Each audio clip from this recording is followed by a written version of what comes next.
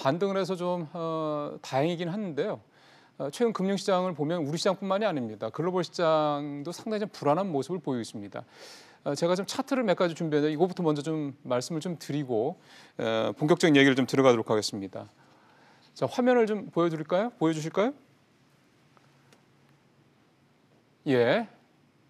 다우지수입니다. 이거 1년짜리거든요. 근데 뭐 아시는 것처럼 제일 오른쪽 끝이 이제 최근 이제 그래프입니다. 다우지수는 작년 가을부터 좀 내리막길을 확실하게 걷고 있죠. 공교롭게도 요 작년 가을부터 미국 경제가 내년에는 올해보다 둔화될 것이다라는 얘기가 막 나올 때입니다. 이게 올해 얘기가 되는 거죠, 이제 그러니까. 오늘도 뭐 좀 반등을 하긴 했습니다. 좋지는 않습니다. 굉장히 가파르게 하락했고요. 나스닥 지수도 거의 비슷합니다. 그렇죠? 오히려 다우지수보다 더 기울기가 가파르다는 느낌마저 지울 수가 없습니다. 이제 우리 시장 한번 보도록 하겠습니다. 코스피 먼저 보시죠. 오늘 2000선 다시 회복을 하긴 했는데 우리는 글로벌 시장보다 조금 더 빨리 하향세로 좀 내려갔습니다. 그래프에서 보시면 아시겠지만 작년 여름쯤부터 전체적으로 분위기가 내리막길을 걷고 있는 것을 확인하실 수 있고요. 물론 최근 들어서 일단 지난해 말 올 초 상황은 뉴욕 시장보다는 가파르기가 조금 덜하다는 거, 뭐 미리 빠졌기 때문이라고 볼 수가 있겠죠. 코스닥도 보시면 비슷합니다. 자. 제가 좀 앞에서 뉴욕 시장 두 주요 지수, 그다음에 국내 시장 두 주요 지수계 4개 지수의 최근 그래프를 쭉 보여드렸는데 굉장히 가파르게 하락하는 모습이 나타나고 있습니다.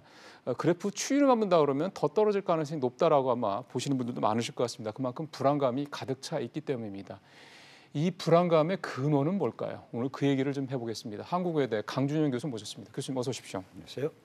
교수님께서 보시기에는 요즘 글로벌 시장 불안한 이유는 어디에 있다고 보세요? 크게 좀 봤을 때. 네, 전체적인 흐름을 보면 뭐 다 안 좋습니다만은 이 미중 간의 갈등이 이제 심리적인 차원을 넘어서서 실물까지 이제 들어오는 상황이 전개되는 것 아닌가.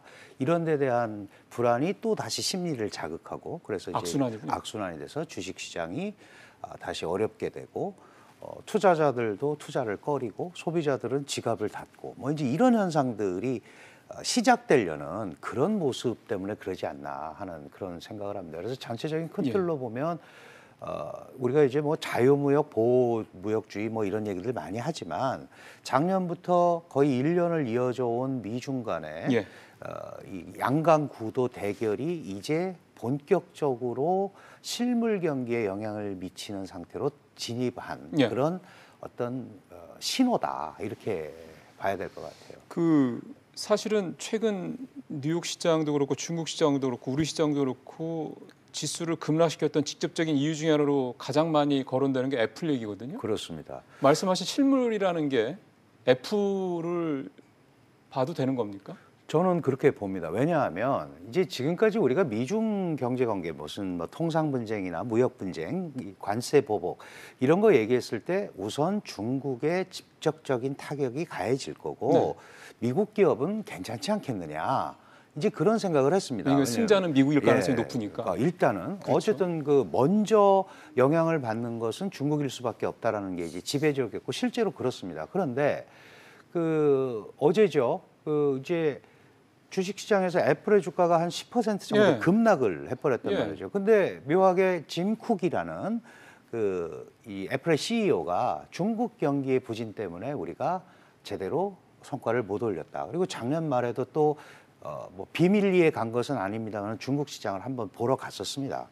그러니까 이게 이렇게 장기화되고 그러면 이게 상당히 문제가 많겠다라는 생각을 하게 된 거고 결국은 미국과 중국의 통상 무역 분쟁이 이제 미국 기업, 애플은 미국 기업이잖아요. 세계 최대의 IT 기업인데 미국 기업을 넘어서 이게 잘못하면은 미국 기업이니까 미국 경제에까지 영향을 미치겠다.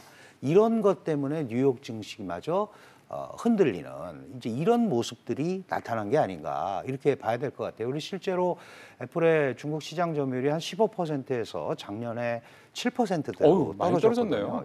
뭐 그리고 중국에는 또 나름대로 그걸 대체할 수 있는 대체제가 있다라고 생각을 하니까 화웨이 같은 거, 화웨이 같은 얘기하는 거죠.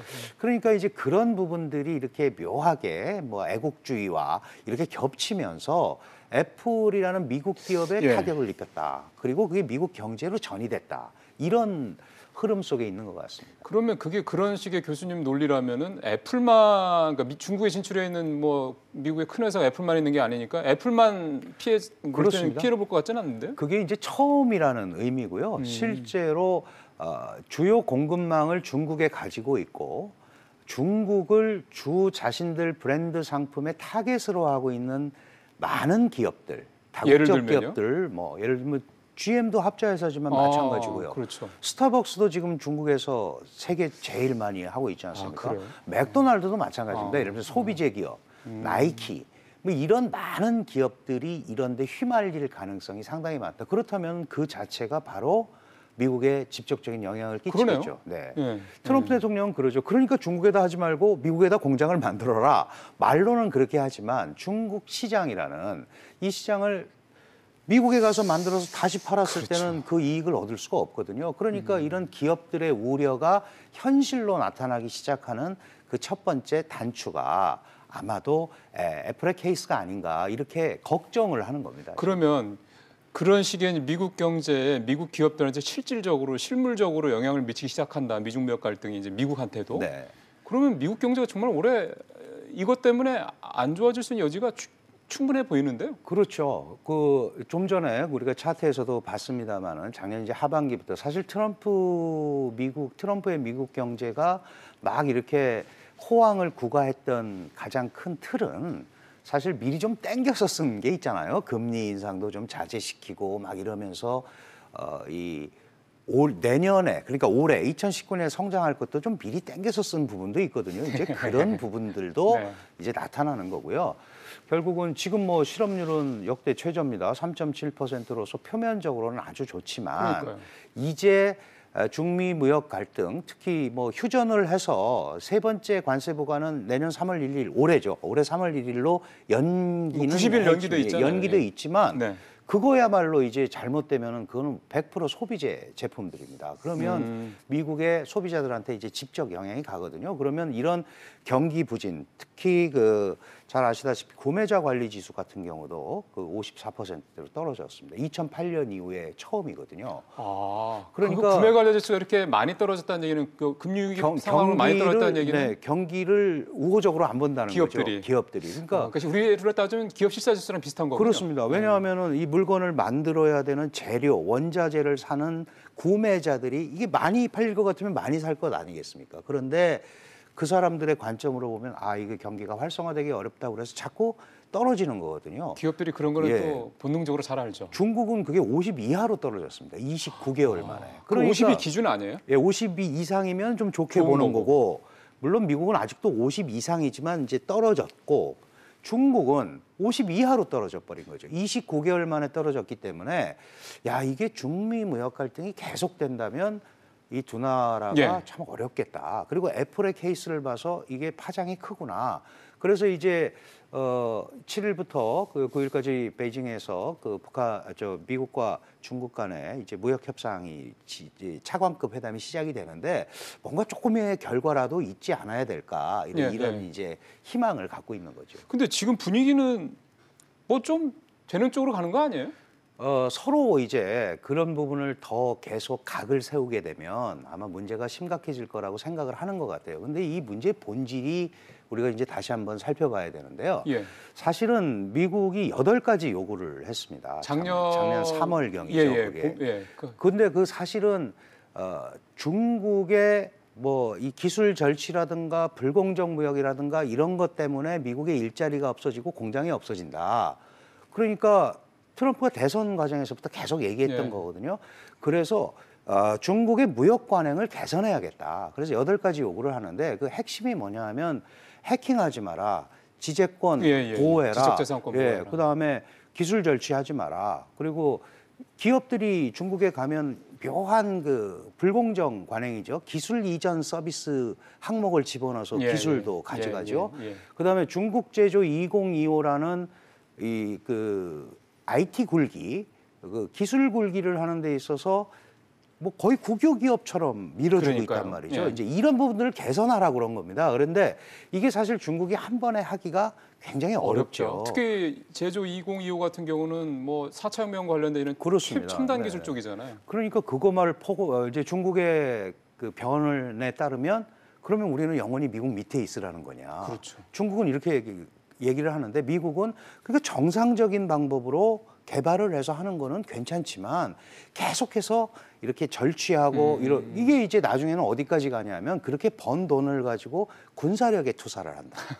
사이버 안보에 투사를 그렇죠. 해서 예, 예. 미국의 핵심 이익을 해친다. 그러니까 본질적으로는 경제라는 관세라는 걸 가지고 시작을 했지만 저 뒤로 가보면 근원을 따지고 보면 아 중국의 도전 의지를 이 대목에서 완전히 꺾어야겠다.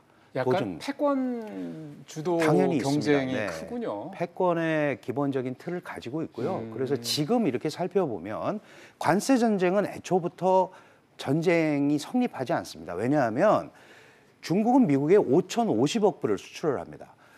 미국은 중국에 1,299억 불을 수출을 합니다. 3분의 1밖에 안 되는. 그러니까 서로 관세를 매길 수 있는 게 이쪽은 훨씬 많은 1,300불, 거죠, 미국이. 여기는 5,500억 불이니까 그러니까 애초부터 이거는 관세 전쟁이 아니라는 거죠. 그래서 지금 넘어온 게 2단계로 넘어온 겁니다. 그게 바로 기술 패권 전쟁이죠. 5G를 누구 걸 써야 되느냐? 사실은 미국은 시간 끌으라고 우방들한테 얘기합니다. 그 지금 쓰지 말라고. 결국은 이런 전체적인 흐름을 보면 관세 전쟁에서 이제 기술 패권 전쟁으로 왔고 그렇다면 예. 이게 끝날 리가 없는 거죠. 아까 말씀드린 대로 그러게요. 헤지모니 그 패권을 둘러싸고 그러니까요. 벌어지는 일이라면 그 다음에 그렇지 않아도 문제가 많은 남중국해 문제라든지 대만 문제라든지 이런 걸 가지고 계속 티격태격할 수 있다. 제가 말씀드리고자 하는 거는 경제적 타협은 가능합니다.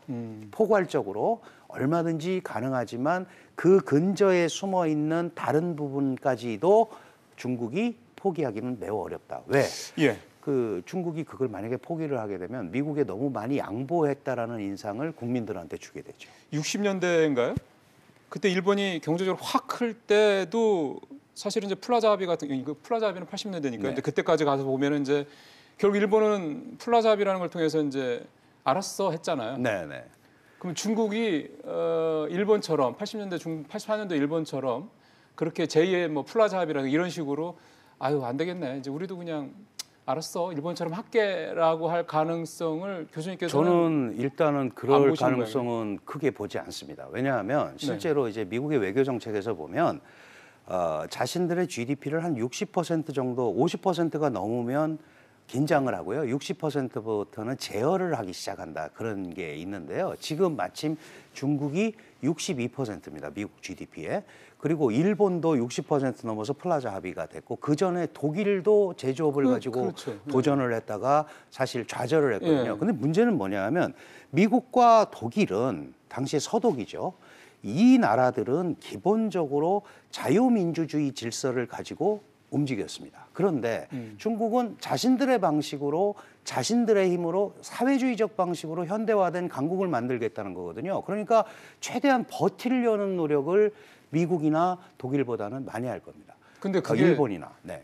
의도대로 될 수 있는 게 중국이 일본이나 독일하고는 조금 뭐 내수시장 사이즈라든가 인구도 이런 걸 좀 다른 건 분명 있잖아요. 네네. 그래서 지금 말씀하신 대로 중국이 지금 이 대응 정책을 이렇게 자세히 보면 네. 강력한 내수 시장을 만드는데 모든 초점을 맞추고 있습니다. 예. 그래서 일본도 마찬가지잖아요. 국제 경제에 영향을 좀 덜 받으면서 스스로 움직일 수 있는 예. 이거를 만들기 위해서 중앙공작회의라든지 이런 데서도 6개 민생 부분에 대한 네.